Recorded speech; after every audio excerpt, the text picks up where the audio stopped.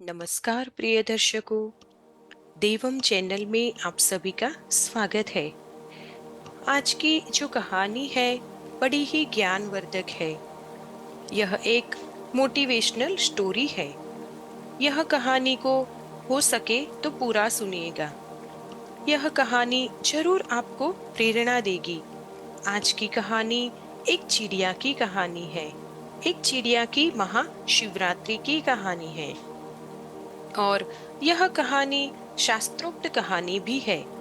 इस कहानी का जिक्र शिव महापुराण में भी मिलता है। इसीलिए ये कहानी बड़ी ही पावन और पवित्र है। इस कहानी को सुनने मात्र से मनुष्य के पापों का नाश होता है और देवाधिदेव महादेव की उन पर असीम कृपा बनी रहती है। प्रिय दर्शकों, फागुन के महीने में शिवरात्रि आने वाली है। जो लोग शिवरात्रि का व्रत करते हैं और जो लोग सोमवार का व्रत करते हैं, उन्हें तो इस कहानी को जरूर सुनना चाहिए। कहानी शुरू करने से पहले जो मित्रों हमसे नए जुड़े हैं, इस चैनल को सब्सक्राइब जरूर करें। तो आइए कहानी शुरू करते हैं। प्राचीन काल में एक नगर में एक शेठ और शेठानी रहते थे। उनके पास अन्न धन की कोई कमी नहीं थी, लेकिन दोनों कभी दान पुण्य कभी भी नहीं किया करते थे। उनकी कोई संतान नहीं थी। जिस जगह शेठ की हवेली थी, उसी के पास में एक पीपल का वृक्ष था। उस पीपल के वृक्ष में सुंदर सी चिड़िया रहती थी। चिड़िया ने पीपल के पेड़ पर अपना घोंसला बना रखा था। चिड़िया के दो छोटे छोटे बच्चे थे। चिड़िया रोज नगर में दाना पानी चुगने जाती और अपने बच्चों के लिए भी दाना लाती और बच्चों को दाना खिलाती। चिड़िया रोज उस शेठ के घर पे जाया करती, लेकिन उसे एक भी दाना वहां से नहीं मिलता और चिड़िया वहां से आगे चली जाती। चिड़िया अपने मन में सोचती है कि पूरे नगर में सबसे बड़ी हवेली इसी शेठ की है और वह बहुत धनी व्यक्ति है।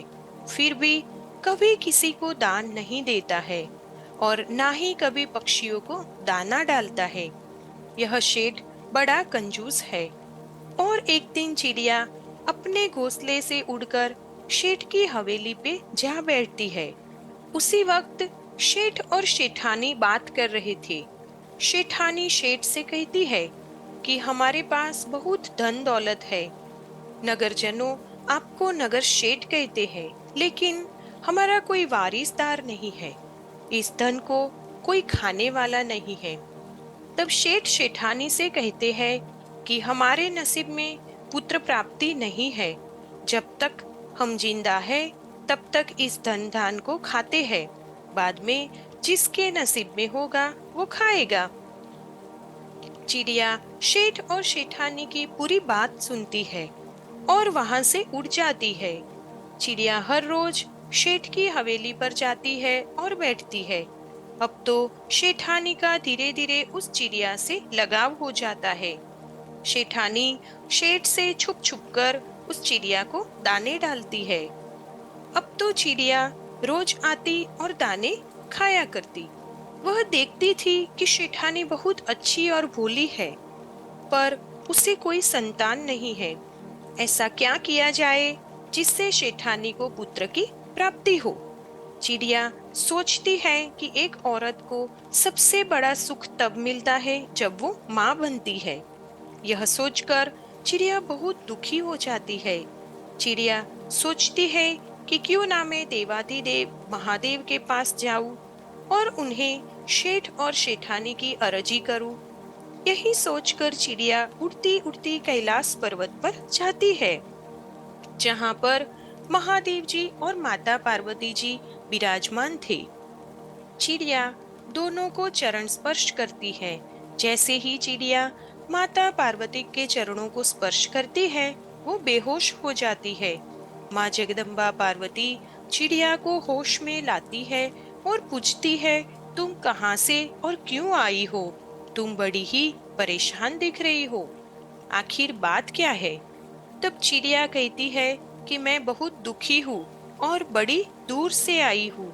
मैं अपने दुख से नहीं बल्कि किसी और के दुख से दुखी हूँ। तब माँ पार्वती कहती है कि मुझे बात स्पष्टता से बताइए। चिड़िया कहती है, मैया, मैं जिस नगर में रहती हूँ वहाँ एक सेठ और सेठानी भी रहते हैं। उनकी कोई संतान नहीं है। सेठानी बहुत ही भोली और अच्छी है।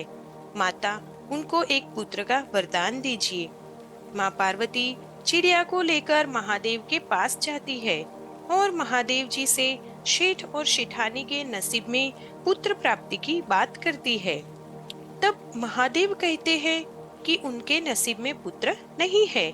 तब माँ पार्वती महादेव से कहती है कि आपको उन्हें पुत्र प्राप्ति का वरदान तो देना ही पड़ेगा।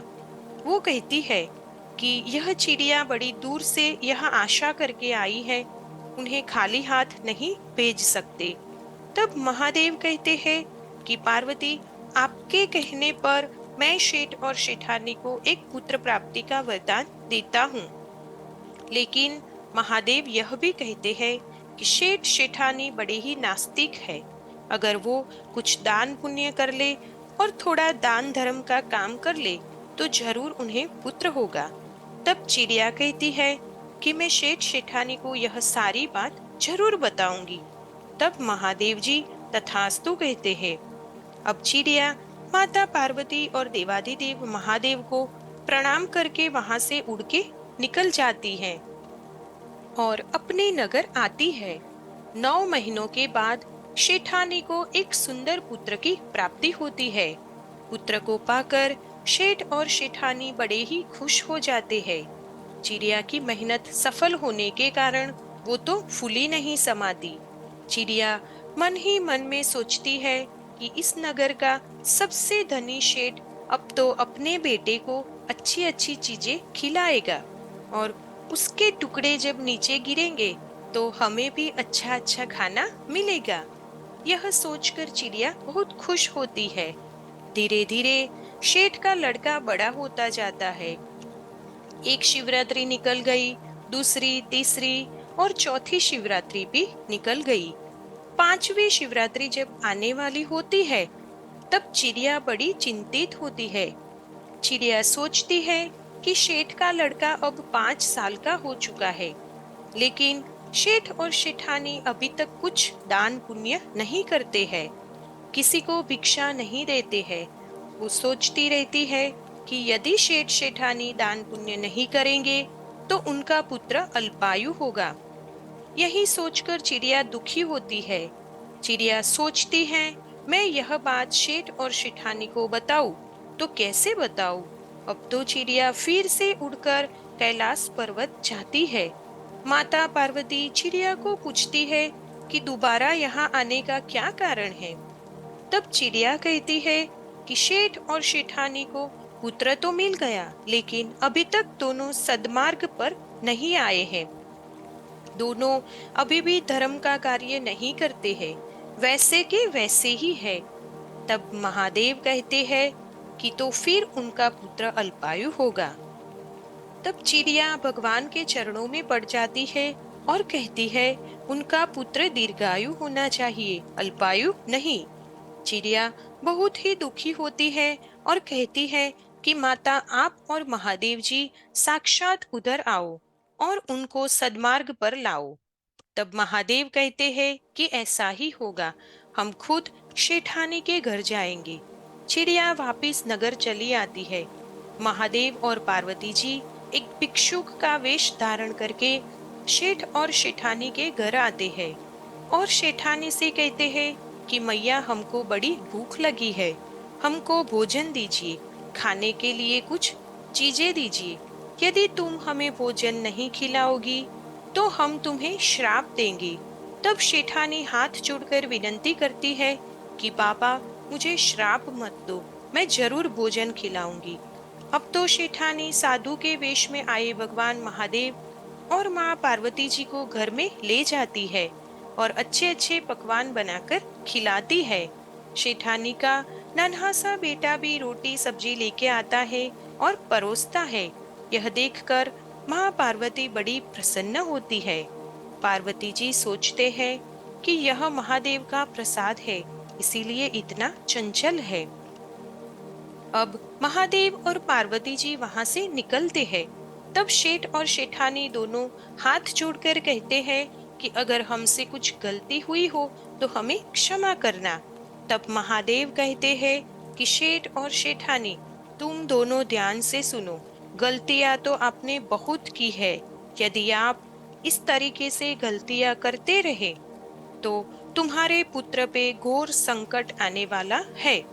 तब शेठ शेठानी महादेव के चरणों में पड़ जाते हैं और अपने पुत्र की रक्षा के लिए विनंती करते हैं। तब महादेव कहते हैं कि आज के बाद यदि आपके द्वार पे कोई आता है तो भिक्षा जरूर दो, दान करो, धर्म के काम करो, परेशान लोगों की, परेशान जीव जंतुओं की सहायता करो, धर्म पुण्य करो, ईश्वर की भक्ति करो। अब शेठ और शेठानी कहते हैं कि हम जरूर करेंगे। तब महादेव कहते हैं कि एक चिड़िया की मेहनत से, विनंती से आपको यह पुत्र प्राप्त हुआ है, तभी वह चिड़िया वहां आती है। प्रिय मित्रों, ये दिन महाशिवरात्रि का दिन था, जिस दिन महादेव और पार्वती जी शेठ और शेठानी के घर साक्षात आए थे। और इसी तरह चिड़िया की शिवरात्रि सफल होती है। शेठ और शेठानी महाशिवरात्रि का व्रत करते हैं और बड़ी ही धूमधाम से महाशिवरात्रि मनाते हैं। जो लोग महाशिवरात्रि का व्रत करते हैं उन पर महादेव की ऐसी ही कृपा बनी रहे जैसी सेठ और शेठानी पर रही, चिड़िया पे रही। आज की कहानी यहाँ खत्म होती है। मैं उम्मीद करती हूँ कि आपको यह कहानी जरूर पसंद आई होगी। अगर वीडियो पसंद आया हो तो लाइक जरूर करना और चैनल को सब्सक्राइब जरूर करना। धन्यवाद।